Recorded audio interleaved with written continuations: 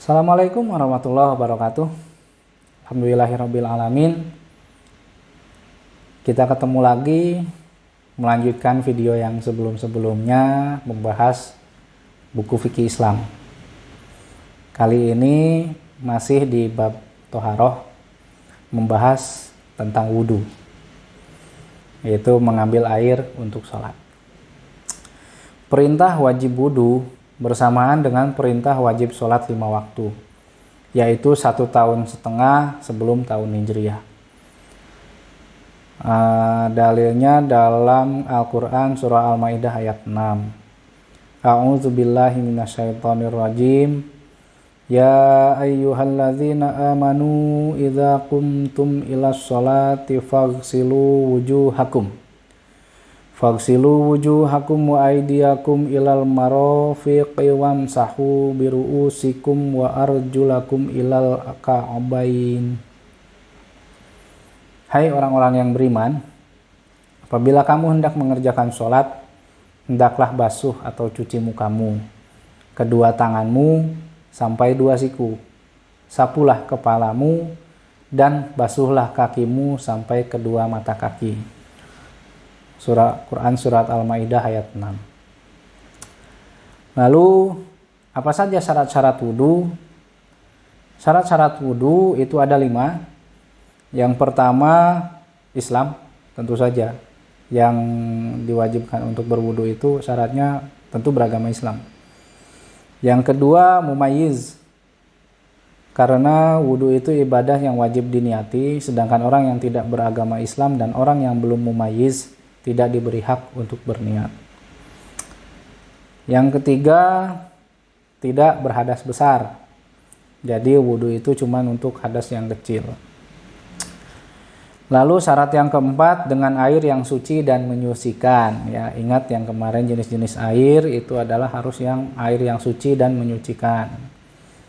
Syarat wudhu yang kelima, tidak ada yang menghalangi sampainya air ke kulit, seperti getah dan sebagainya yang melekat di atas kulit anggota wudhu. Nah, jadi hati-hati dengan anggota wudhu. Kalau bisa kayak yang sering kejadian mungkin getah, lem, tinta yang begitu-begitu, sebisa mungkin jangan sampai ada pada saat kita hendak wudhu. Itu syarat-syarat wudhu. Lalu yang berikutnya masih bagian dari wudhu, yaitu fardu atau rukun wudhu. Nah, kalau syarat itu tadi sebelum kita melaksanakan wudhu harus terpenuhi dulu syaratnya. Kalau fardu atau rukun wudhu itu urut-urutan atau apa ya, yang harus kita laksanakan dalam berwudhu itu. Fardu wudhu itu yang pertama adalah niat. Hendaklah berniat, jadi menyengaja mengangkatkan hadas atau menyengaja berwudhu. Sabda Rasulullah SAW, sesungguhnya segala amal itu hendaklah dengan niatnya. Innamal a'malu bin niat. Riwayat Bukhari dan Muslim. Ini hadis pertama ini. Yang dimaksud dengan niat menurut syara, yaitu kehendak sengaja melakukan pekerjaan atau amal karena tunduk kepada hukum Allah Subhanahu wa taala. Sebagaimana firman Allah Subhanahu wa taala, A'udzubillahi minasyaitonirrajim. Wa ma umiru illa liya'budullaha mukhlishina lahuddin. Tidaklah mereka disuruh selain mengabdi menurut perintah Allah serta dengan ikhlas beragama kepadanya. Surah Quran surah Al-Bayyinah ayat 5.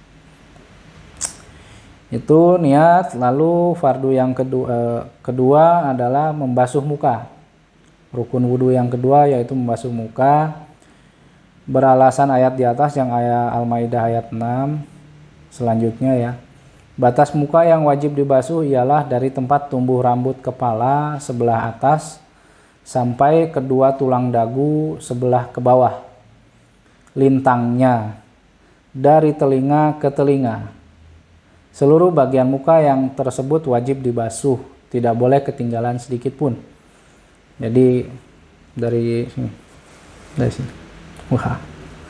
sampai ke dagu ke bawah, telinga dan ke telinga.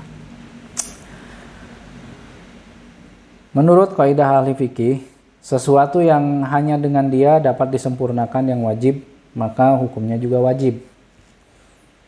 Lalu fardu wudu yang ketiga yaitu membasuh dua tangan sampai ke siku. Maksudnya siku juga wajib dibasuh. Keterangannya juga masih ada di surah Al-Maidah ayat 6. Lalu fardu wudhu yang keempat yaitu menyapu sebagian kepala. Walau sebagian kecil sekalipun, sebaiknya tidak kurang dari selebar ubun-ubun. Baik yang disapu itu kulit kepala atau rambut. Alasannya masih di ayat Al-Maidah ayat 6. Lalu fardu wudhu yang kelima yaitu membasuh dua telapak kaki sampai kedua mata kaki. Maksudnya dua mata kaki wajib juga dibasuh. Keterangannya masih di surat Al-Maidah ayat 6. Lalu fardu wudhu yang keenam yaitu menertibkan rukun-rukun di atas. Jadi harus tertib berurutan, tidak boleh ada yang kebalik-balik. Selain dari niat dan membasuh muka, keduanya wajib dilakukan bersama-sama dan didahulukan dari yang lain. Sabda Rasulullah SAW, "Ibda'u bima bada'allahu bih." Mulailah pekerjaanmu dengan apa yang dimulai oleh Allah Subhanahu wa taala. Hadis riwayat An-Nasa'i. Nah, setelah syarat dan fardu wudu atau rukun wudu, yang berikutnya ada beberapa sunat wudu. Ini sunat wudu agak banyak. Sunat wudu yang pertama yaitu membaca bismillah pada permulaan wudu. Jadi sebelum wudu baca dulu bismillah. Hadis Nabi, tawaddu'u bismillah. Berwudulah kamu dengan membaca nama Allah. Hadis riwayat Abu Daud. Pada permulaan tiap-tiap pekerjaan yang penting, baik ibadah ataupun lainnya, disunatkan membaca bismillah. Sebagaimana hadis Nabi, kullu amrin dzibalil la yubda'u fihi bismillahi fahuwa aqta. Tiap-tiap pekerjaan penting yang tidak dimulai dengan bismillah, maka pekerjaan itu kurang berkah. Hadis riwayat Abu Daud. Sunnah yang berikutnya yaitu sunnah wudhu yang kedua, membasuh dua telapak tangan sampai pada pergelangan sebelum berkumur-kumur. Keterangannya amal Rasulullah SAW sendiri yang diriwayatkan oleh Bukhari dan Muslim. Lalu sunnah yang ketiga, berkumur-kumur. Keterangannya juga perbuatan Rasulullah sendiri yang diriwayatkan oleh Bukhari dan Muslim. Lalu sunnah yang keempat, memasukkan air ke hidung. Nah, dalilnya juga sama, hadis yang diriwayatkan oleh Bukhari dan Muslim. Lalu sunnah yang kelima, menyapu seluruh kepala. Juga beralasan amal Rasulullah SAW yang diriwayatkan oleh Bukhari dan Muslim. An Abdullah ibn Zaid anna Rasulullah sallallahu alaihi wasallam masaha ra'sahu biyadayhi fa aqbala bihima wa adbara bada'a bi muqaddami ra'sihi thumma bada'a bihima ila qafah thumma raddahuma ilal makanil ladzi bada'a min. Dari Abdullah bin Zaid, sesungguhnya Rasulullah SAW telah mengusap kepalanya dengan kedua belah tangannya yang dibolak-balikannya. Dimulainya dari sebelah atas kepala, kemudian disapukannya ke kuduknya, tengkuk belakang. Kemudian dikembalikannya ke tempat semula. Hadis riwayat jamaah. Sepakat ahli hadis. Hadis berikutnya, Anil Miqdami qala utiya Rasulullah sallallahu alaihi wasallam biwudu'in fatawaddo faghasala kaffaihi salasa wa ghassala wajhahu salasa thumma ghassala dira'aihi salasa thumma madmadda wastan syaqa salasa summa masaha bi ra'sihi wa udhunayhi zahirihima wa batinihima. Dari Al-Miqdam katanya Rasulullah Shallallahu Alaihi Wasallam telah diberi air untuk berwudu. Lantas beliau berwudu, maka dibasuhnya kedua telapak tangannya 3 kali dan mukanya 3 kali. Kemudian dimasukkannya air ke hidung 3 kali. Kemudian disapunya kepalanya dan kedua telinganya sebelah luar dan sebelah dalam. Hadis riwayat Abu Dawud dan Imam Ahmad. Nah itu sunnah. Lalu sunnah wudhu yang keenam, menyapu kedua telinga luar dan dalam. Ya, keterangannya hadis yang tadi. Dan ada hadis yang diriwayatkan oleh Imam Tirmizi. Sunnah yang ketujuh, menyilang-nyilangi jari kedua tangan dengan cara berpanca dan menyilang-nyilangi jari kaki dengan kelingking tangan kiri. Dimulai dari kelingking kaki kanan, disudahi pada kelingking kaki kiri. Sunat menyilang jari. Kalau air dapat sampai di antara jari dengan tidak disilangi, tetapi apabila air tidak sampai di antaranya kecuali dengan disilangi, maka menyilangi jari ketika itu menjadi wajib, bukan sunat. Jadi tergantung airnya sampai atau tidak ke sela-sela jari. Hadisnya, idza tawadda'ta fa khallil baina asabi'i yadaika wa rijlaik. Apabila engkau berwudu, hendaklah engkau silangi jari kedua tanganmu dan jari kedua kakimu. Hadis riwayat Tirmizi dan dikatakan hadis ini hadis hasan. Sunnah yang ke-8 yaitu mendahulukan anggota kanan daripada kiri. Rasulullah Shallallahu Alaihi Wasallam suka memulai dengan anggota yang kanan daripada anggota yang kiri dalam beberapa pekerjaan beliau. Imam Nawawi berkata, tiap pekerjaan yang mulia dimulai dari kanan. Sebaliknya, pekerjaan yang hina seperti masuk kakus hendaklah dimulai dari kiri. Sebagaimana hadisnya an Aisyah radhiyallahu anha, qalat kana Rasulullah sallallahu alaihi wasallam yuhibbut tayammuna fi tana'ulihi wa tarajjulihi wa tahurihi wa fi sya'nihi kulli. Dari Aisyah radhiyallahu anha katanya Rasulullah Shallallahu Alaihi Wasallam suka mendahulukan anggota kanan ketika memakai sandal, bersisir, bersuci, dan dalam segala halnya. Hadis riwayat Bukhari dan Muslim. Lalu sunnah yang ke-9, sunnah wudhu adalah membasuh tiap-tiap anggota 3 kali. Berarti membasuh muka 3 kali, tangan 3 kali, dan seterusnya. Keterangannya Rasulullah SAW terkecuali apabila waktu sholat hampir habis, sekiranya dikerjakan 3 kali, niscaya habislah waktu. Dalam keadaan seperti ini haram 3 kali, tetapi wajib 1 kali saja. Juga apabila diperlukan benar air untuk minum sedangkan air tidak mencukupi, maka wajib 1 kali saja dan haram 3 kali. Jadi dalam kondisi darurat malah haram. Lalu sunnah yang ke-10, berturut-turut antar anggota. Yang dimaksudkan dengan berturut-turut di sini ialah sebelum kering anggota pertama, anggota kedua sudah dibasuh, dan sebelum kering anggota kedua, anggota ketiga sudah dibasuh pula, dan seterusnya. Jadi wudhu nggak berjauhan jaraknya, cuci muka, nanti kering, cuci tangan, nah tidak seperti itu.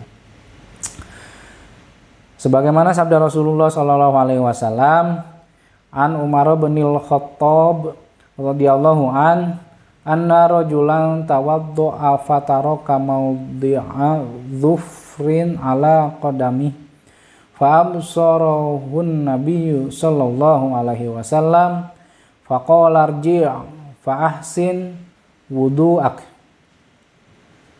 Dari Umar bin Khattab radhiyallahu an, sesungguhnya seorang laki-laki telah berwudu, maka ketinggalan seluas kuku di atas kakinya kelihatan oleh Nabi yang ketinggalan itu. Beliau lalu berkata, kembalilah dan perbaikilah wudumu. Hadis riwayat Ahmad dan Muslim. Kata Rasulullah SAW, perbaikilah wudumu dan tidak disuruh mengulangi wudu. Berarti cukuplah dengan membasuh yang ketinggalan itu saja. Setengah ulama berpendapat bahwa melakukan wudu menurut urutannya itu wajib. Beralasan dengan hadis an Khalid am ba'di azwajin Nabi sallallahu alaihi wasallam anna Rasulullah ra'a rajulai yusalli fi dhahri qadamihi lum'atun qadrud dirhami lam yudib halma fa amarahu Rasulullah ayyu idal wudu. Dari Khalid, dari salah seorang istri Nabi Sallallahu Alaihi Wasallam. Sesungguhnya Rasulullah Sallallahu Alaihi Wasallam telah melihat seseorang sholat, di atas tumitnya ada seluas dirham yang tidak kena air sewaktu ia berwudu. Maka Rasulullah Sallallahu Alaihi Wasallam menyuruh orang itu mengulangi wudunya. Hadis riwayat Ahmad dan Abu Daud. Nah, lalu sunnah yang berikutnya, sunnah yang ke-11 dalam berwudu, yaitu jangan meminta pertolongan orang lain kecuali jika terpaksa karena berhalangan seperti sakit. Nah, sunnah berikutnya yang ke-12 tidak diseka terkecuali apabila ada hajat seperti sangat dingin. Jadi sunatnya untuk dibiarkan saja air wudu itu mengering dengan sendirinya. Lalu sunat yang berikutnya, sunat yang ke-13, yaitu menggosok anggota wudu agar menjadi lebih bersih, digosok-gosok. Sunat yang ke-14, menjaga supaya percikan air itu jangan kembali ke badan. Berhati-hati dengan percikannya, karena jadinya nanti airnya istiqmal.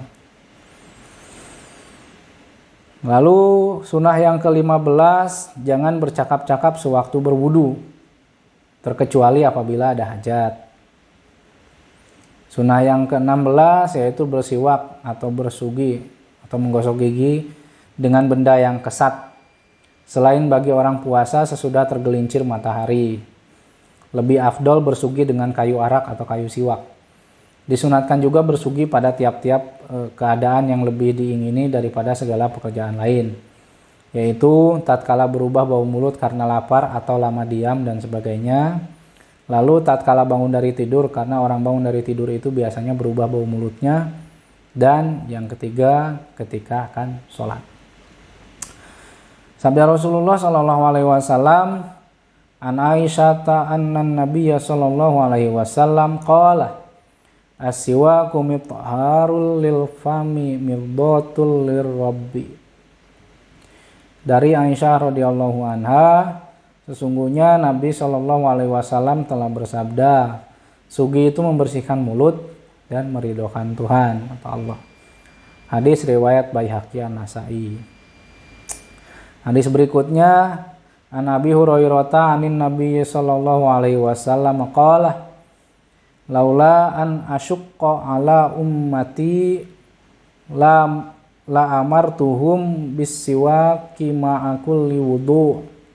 Dari Abu Hurairah radhiyallahu an, dari Nabi Shallallahu Alaihi Wasallam, beliau bersabda, kalau tidaklah akan menyusahkan umatku, pasti aku suruh mereka bersugi atau menggosok gigi pada tiap-tiap wudu. Hadis riwayat Ahmad. Hadis berikutnya, an Abi Hurairah anin Nabi Shallallahu Alaihi Wasallam, la khalufu famis shaimi at-thayyibu indallahi min rihil misk.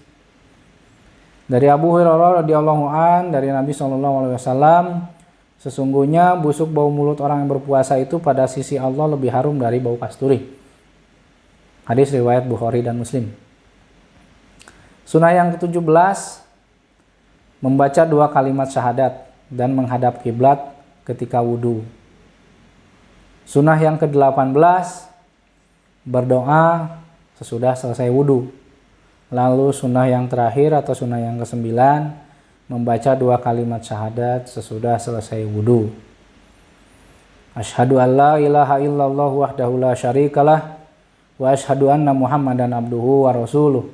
Allahumma ij'alni minat tawwabin waj'alni minal mutatahhirin. Saya bersaksi bahwa tidak ada Tuhan yang sebenarnya patut disembah melainkan Allah sendirinya. Tidak ada sekutu baginya, dan saya bersaksi bahwa sesungguhnya Nabi Muhammad adalah hambanya dan pesuruhnya. Ya Allah, jadikanlah saya orang yang tobat dan orang yang suci. Hadis riwayat Ahmad, Muslim, dan Tirmizi. Lalu itu tadi syarat, fardu, dan sunat wudhu.